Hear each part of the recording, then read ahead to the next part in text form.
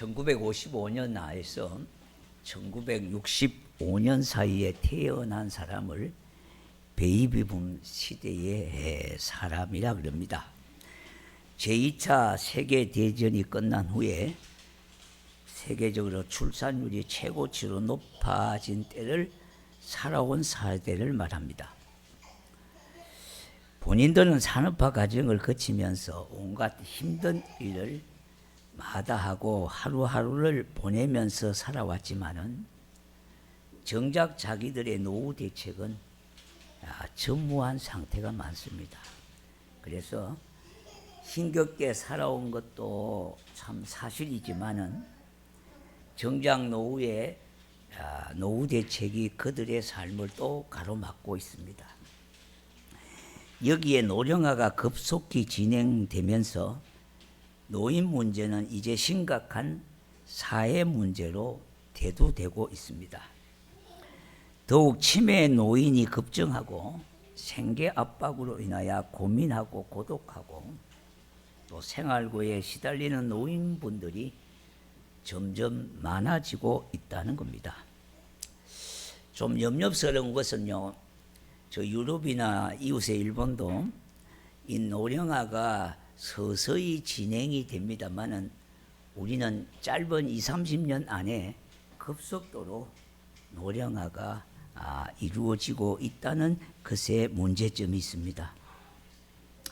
그래서 태어나서부터 죽을 때까지 그 삶의 과정은 그야말로 전투적인 삶을 살다가 세상을 떠난다고도 해도 과언이 아닙니다. 가정의 구조도 많이 바뀌어졌습니다. 이제는 5-6명 중에 1명꼴이 누님하고 결혼을 하는 시대가 됐습니다. 그래서 그와 같은 이런 가정 구조가 점점 늘어나는 추세에 있다는 겁니다. 그리고 요사이는 항원 이혼이 신혼 이혼보다 훨씬 앞서간다는 집계를 보게 됩니다. 그야말로 요람에서부터 무덤까지 전 계층의 시대의 사람들이 삶을 참으로 힘겹게 살아간다는 겁니다. 자, 그러다 보니까 생존 경쟁의 낙오자가 점점 늘어나고 있는 것입니다. 이들이 많아지다 보니까 이들이 원망하고 불평하고 상대적으로 빈곤하다고 하는 것에 대해서 세상에 대해서 계층에 대해서 분노를 안고 사는 사람들이 많아지게 되었습니다. 이러한 현실 앞에서 우리 믿는 사람, 믿음의 사람들은 어떤 태도와 자세를 가지고 살아가야 할까요?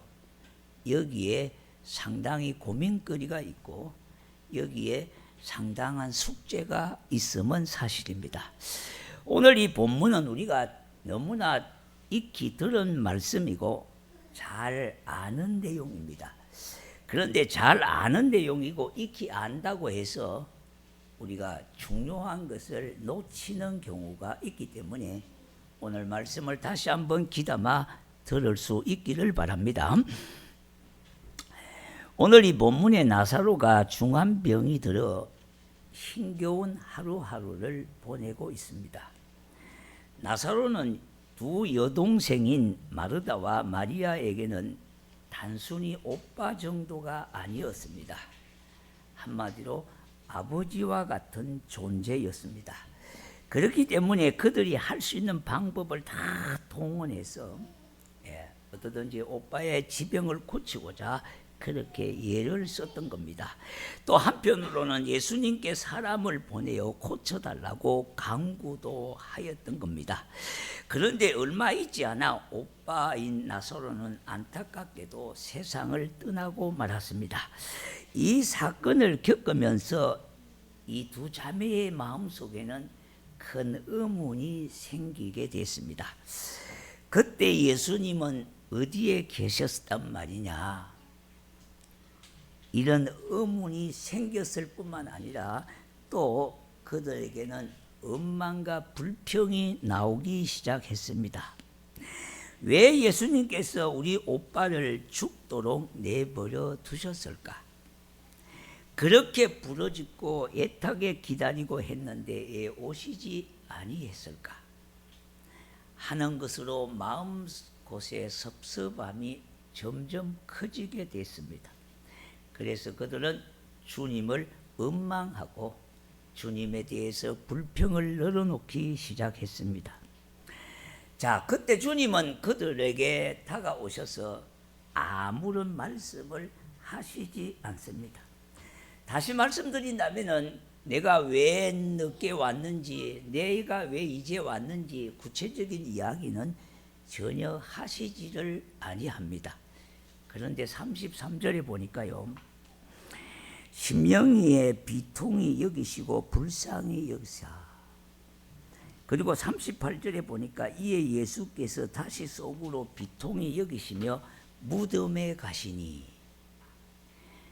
여기 비통이 여기다고 하는 말은 아주 희귀한 단어입니다.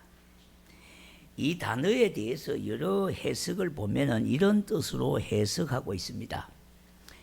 친히 탄식하시며 또 몹시 안타까워 눈이 띄게 슬퍼하시며 또한 주께서 몸이 떨릴 정도로 깊은 슬픔에 잠기사, 이런 뜻으로 쓰여지고 있습니다. 그러므로 비통이 여기다고 하는 말은 본능적으로 가슴 깊은 곳으로부터 지어짜내는 듯한 탄식을 몸을 떨면서 토해내셨다는 말로 전체를 아우를 수가 있는 단어입니다. 우리 예수님은 여기에서 그치지 않았습니다. 35절에 보니까 예수께서 눈물을 흘리시더라 했습니다. 주님이 눈물을 흘리셨습니다. 그들에게 아무런 대꾸나 이유를 설명하지 아니하고 33절부터 하시는 말씀을 우리가 살펴볼 수가 있는데 35절에는 기어이 주님이 눈물을 흘렸었다는 말입니다. 이 말씀은 성경 전체에서 가장 짧은 말씀입니다. 왜냐하니까 단 두 단어가 예수님이 웃었다 이런 뜻입니다. 이 말은 예수님이 참으로 소리내어 웃었다는 뜻입니다. 끝까지 눈물만은 참으시려고 애쓰시던 주님이 그 수많은 사람들이 다 보고 있는 현장에서 우셨다는 말입니다. 감정을 숨기지 아니하고 그대로 드러내셨습니다. 36절에 주변 사람들이 보라 그를 얼마나 사랑하였는가 말할 정도로 깊은 탄식의 울음을 터뜨렸습니다. 지금 힘들고 원망으로 가득 차 우리가 있다는 모든 이들에게 주시는 위로의 말이기도 합니다. 바로 그곳에 주님이 계셨다는 말입니다. 썩은 냄새 나는 현장, 슬픔과 원망과 불평과 비통한 마음을 갖고 여러 사람들이 둘러있는 그들 속에 예수님은 그들과 함께 하셨습니다. 내가 주님을 떠난 것이지 우리 주님은 어제나 오늘이나 내일이나 내주하신 성령님은 떠나지 아니하신 겁니다. 바로 내 옆에 내 속에 나와 함께 하시는 주님은 나의 아픔과 여러 가지 문제와 고통을 아실 뿐만 아니라 나와 같은 아픔으로 고통에 동참하시며 울고 계시는 분이십니다. 그런데 자세히 보면은요, 주님만 슬픔에 있는 그들과 함께 하시는 것이 아니었습니다. 31절에 많은 사람들이 두 자매를 지금 위로하고 있습니다. 그렇다면은 그 중에 많은 사람들이 함께 울고 있었다는 말과 같은 말입니다. 자, 그렇다면은 주님은 위로와 울음과 그들의 울음과 그들의 위로와 무엇이 다르겠습니까? 주님도 그들을 두 자매를 위로했습니다. 또 오빠의 죽음에 대해서 우셨습니다. 비통해 하셨습니다. 그런데 그 동네 사람, 주변의 사람들도 그와 같은 일을 했다는 것입니다. 자, 그런데 여기서 차이점이 있습니다. 예수님은 우셨을 뿐만 아니라 그 자리에 계시지 아니하고 무덤으로 가셨다는 말입니다. 여기에 달려 있습니다. 비통해하고 슬퍼하고 우는 것으로 끝나는 것이 아니라 현장으로 가셨다는 겁니다. 요한복음 11장 41절에 보니까 돌을 옮겨 놓으니 예수께서 눈을 들어 우러러 보시고 이르시되 아버지여 내 말을 들으신 것을 감사하나이다. 나사로의 무덤에 간 사람들은 썩은 냄새나는 무덤의 시선을 고정하고 있습니다. 그런데 그 무덤을 주시하지 않는 자가 있었습니다. 바로 주님이셨습니다. 주님의 눈은 하늘을 우러러 보고 있습니다. 여기에서 깊이 생각나는 것은 과연 믿음이라는 것이 뭐냐는 겁니다. 정말로 비통해하고 슬퍼하는 것으로 끝나는 것이 아니에요. 우리가 믿음이라고 하는 것은 통곡을 한다고 그게 믿음이 아니라는 말입니다. 과연 믿음이 뭐냐입니다. 첫 번째, 하늘을 우러러보는 것이 믿음입니다. 내 절망적인 삶의 현장을 보고 고통스러워하고만 있을 것만이 아니라 하늘을 바라보는 믿음입니다. 믿음의 조상인 아브라함의 행적은 믿음이 무엇인가를 우리에게 알려주고 있는데요. 그가 아들을 낳지 못해 절망 가운데 있을 때에 하나님은 그에게 찾아오셔서 어떻게 하셨습니까? 창세기 15장 5절과 6절에 그를 이끌고 밖으로 나가 이르시되 하늘을 우러러 무뼈를 셀 수 있나 보라. 또 그에게 이르시되 내 자손이 이와 같으리라. 6절에 보니까 아브라함이 여호와를 믿으니 여호와께서 이를 그의 의로 여기시고 했던 겁니다. 그럼 하늘을 바라본다는 말은 무슨 말씀을 의미를 뜻하고 있습니까? 바로 하나님을 바라본다는 것은 이에 계신 하나님을 의지한다는 뜻입니다. 이게 믿음이라는 겁니다. 내 앞에 문제의 시야를 고정하는 것이 고정하는 것이 아니라 그 문제를 능히 해결할 수 있는 하나님이 이 문제를 통해서 영광을 받으실 것을 믿으면서 문제 넘어 계시는 하나님을 바라보는 것이 믿음이다 이 말입니다. 두 번째는요, 내 말을 들으신 것을 선포하는 것이 믿음입니다. 우리의 믿음도요, 마음으로 믿어 의에 이르고 입으로 시인하여 구원에 이른다 그랬습니다. 내 마음에 믿음이 있다면 그걸 시인하셔야 되는 거예요. 무덤에 있는 나사로는 살아나지 않았습니다. 예수님의 기도를 아직 하나님 아버지가 들어주시지 아니했습니다. 그런데 주님은 뭐라고 선포하십니까? 들으신 것을 감사하다고 선포하셨어요. 이것이 참된 기도라고 하는 것입니다. 아직 네 앞에 현실로 나타나지 않고 아무런 변화가 없어도 믿음의 사람들은 울고만 있지 않습니다. 절망적인 현실을 바라보며 주저앉아 있지 않습니다. 하늘을 바라보며 나의 하나님이 주신 믿음을 선포하는 겁니다. 나의 힘이 되신 여호와여, 내가 주님을 사랑합니다. 이 사랑의 고백을 할 수가 있는 겁니다. 그러니 그 말씀이 능력으로 나타나게 되진 거예요. 여러분, 말이 씨가 돼서 결과가 능력으로 나타났다는 말이에요. 세 번째는요, 믿음이라는 그러면 구체적으로 뭐냐는 겁니다. 감사로 마지막을 장식하는 것이 믿음입니다. 감사로 제사를 드리는 것이 믿음이라는 거예요. 믿음은 입술의 고백으로만 끝나는 것이 아니라 감사로 표현되어야 된다는 말입니다.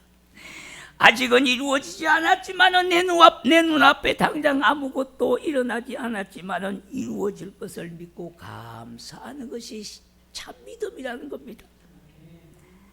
감사는 기적을 일으킵니다. 불평투성이의 요나가 물고기 뱃속에 들어갔습니다. 물고기 뱃속에 들어간 요나는 아무 소망도 없고요, 꿈도 가질 수 없는 상황이었습니다. 하나님이 그를 징계하여 지중해 깊은 바다 물고기 뱃속에 던져버리셨기 때문입니다. 그런데 그 뱃속에서 요나는 원망과 불평을 버리고 다시 하나님 앞에 감사의 제사를 드리는 겁니다. 이것이 요나의 회개의 기도입니다. 요나서 2장 9절에 보니까 나는 감사하는 목소리로 주께 제사를 드리며 나의 선을 주께 갚겠나이다. 여호와는 구원은 여호와께 속하였나이다 하는 그때의 기적이 나타났습니다. 자, 예전에 저희들 시골 집 구조가요, 부엌에서 가까운 뒤편이나 옆에 보면은 샘이 있습니다. 근데 샘을 퍼 드시는 분도 있지만은 또 펌퍼질을 해서 펌퍼질을 하는 작두 샘을 갖고 있는 분도 있습니다. 그래서 작두 펌프로 물을 이렇게 뽑아 올려야 되는데 그것이 쉽게 물이 빠지기 때문에 넓은 바가지에다가 물을 담았다가 옆에 놔두기도 합니다. 그게 바로 마중물이라는 말입니다. 펌프로 물을 뽑아 올리기 위해서는 물을 부어야 되는 겁니다. 그러나 마중물을 몇 바가지 붓고 펌퍼질을 하면은 물을 부르기 때문에 물이 따라 올라오는 겁니다. 물이 공기보다 압력이 세기 때문에 그 압력을 의해서 물이 따라 올라오게 돼서 물이 나오게 되는 원리입니다. 하나님은 지금 우리의 마중물을 기다리고 계십니다. 자, 여러분, 그런데 이 마중물이 한 바가지가 아니고 세 바가지, 세 번의 정도의 마중물이 필요하다는 말이에요. 오늘 우리가 본문 말씀에서 41절에 이 예수님의 기도의 내용을 볼 수 있습니다. 어떤 의미로 예수님이 하나님을 찬양하는, 이대하고 높이신 하나님을 찬양하는 내용이기도 하고요, 또 한편은 기도이기도 한 그런 내용입니다. 그런데 보시면은 눈을 들어 우러러 봄이 필요해요. 하나님을 향하는 믿음의 시선이 필요하다 이 말입니다. 이 말씀에 모두가 시선을 놓치지 말아야 됩니다. 우리는 어떤 상황과 문제만 바라보고 현실만 바라보고 낙심하고 좌절하고 인생 다 끝난 것이 사는 사람들도 많이 있습니다. 그런데요, 우러러 하늘을 우러러보는 믿음, 하나님을 의지하는 믿음, 하나님을 바라보는 믿음. 지금 모두가 무덤을 주시하고 있지 않습니까? 저 무덤에 나사로가 있다는 겁니다. 그래서 무덤만 바라보고 슬퍼하고 비통해하는 그들. 그런데 예수님께서는 그 무덤에 시선을 두지 아니하고 이를 우러러 보셨다는 겁니다. 자, 그런데요, 절망적인 무덤의 현장을 보고 탄식하지 아니하시고 시선을 하늘로 하셨습니다. 하나님께로 시선을 고정했다는 겁니다. 이것이 중요합니다. 세상을 쳐다봄이 아니라 하늘의 하나님을 쳐다보는 거예요. 두 번째는요, 두 번째의 마중물은 내 말을 들으신 것이라는 겁니다. 사람들이 무덤 입구에 돌을 옮기자 예수님은 기도드렸습니다. 아버지여, 내 말을 들으신 것을 감사하나이다. 정확히 말하면 간구하는 기도는 기도인데, 그러나 감사의 기도입니다. 자, 어떻게 보면 기도라기보다는요, 감사 찬양의 내용을 담고 있고요, 이런 감사의 찬양을 올려드리는 기도는요, 기도 중에 수준이 높은 기도가 아니겠습니까? 그러면은 이 기도는요, 지금 이루어지지 않았지만은 앞으로 이루어질 것이고 이미 이루어졌다고 믿는 그와 같은 믿음의 기도라는 겁니다. 마태복음 6장 8절에 보니까요, 그 말은 우리가 간구하기 전에 이미 그 내용이 이루어졌다는 뜻이에요. 또한 구하는 자는 받을 것이요 찾는 이가 찾을 것이고 두드리는 자에게 열릴 것이라는 말입니다. 마태복음 7장 7절에 보니까 문제는 우리가 그걸 눈치채주지 못하고 있다는 겁니다. 구하는 모든 내용이 문자 그대로 실현된다는 뜻이 아니라고 하는 것은 우리는 알만한 사람은 다 알지만, 그러나 그 기도는 절대 땅에 떨어지지 아니하고 언젠가는 하나님의 약속 가운데 그 기도가 이루어진대요. 그 말을 지금 하고 있는 거예요. 자, 우리가 기도 중에 내 정욕이나 욕심을 위해서 구하는 기도가 거의 80~90% 된다 그래요. 자, 그렇다면은 하나님이 노하는 것도 응답이라는 거예요. 정욕으로 구하는 것, 지금 필요 없다고 하는 것을 기다리라고 하는 것도 뭡니까? 기도의 응답이에요. 그런데 우리는 기도의 응답이 내 생각대로만 되는 것만 꼭 기도의 응답이라 그러고, 기도 응답 못 받았다 그러고, 기도해봐야 아무런 소용이 없다고 그렇게 말을 해요. 이 말은 우리가 정말로 하지 말아야 되는 겁니다. 어떠든지 예수님이 이런 감사 찬양은요, 우리 영혼의 귀한 양식입니다. 들어주신 것을 믿고 감사 찬양을 올려드리는 거예요.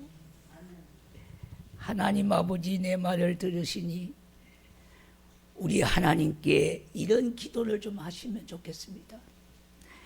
세 번째는 하나님 아버지께서 내 말을 들으신 것을 감사하나이다. 이 세 번째 마중물입니다. 내 말을 들으시고 나에게 은혜와 능력 주시는 하나님께 감사하고 있습니다.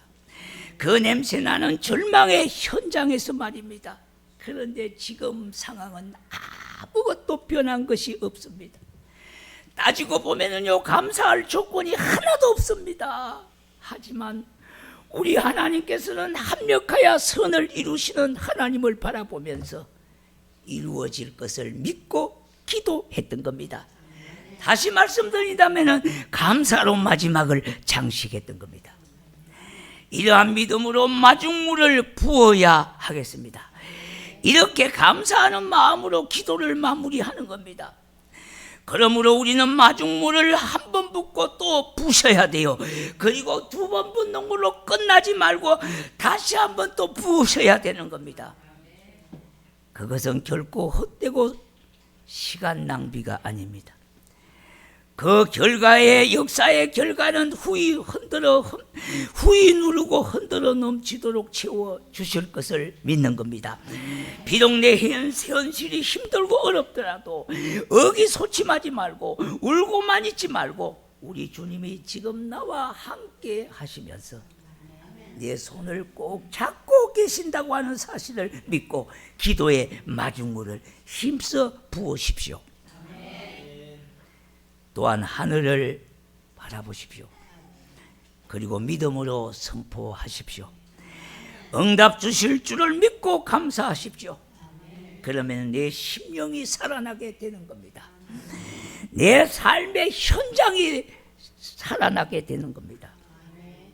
잔들된 것이 회복되어질 것이고 잃어버린 것을 다시 찾는 놀라운 역사가 있게 될 것입니다. 이 모두의 역사의 주인공이 되시기를 주의 이름으로 축원합니다.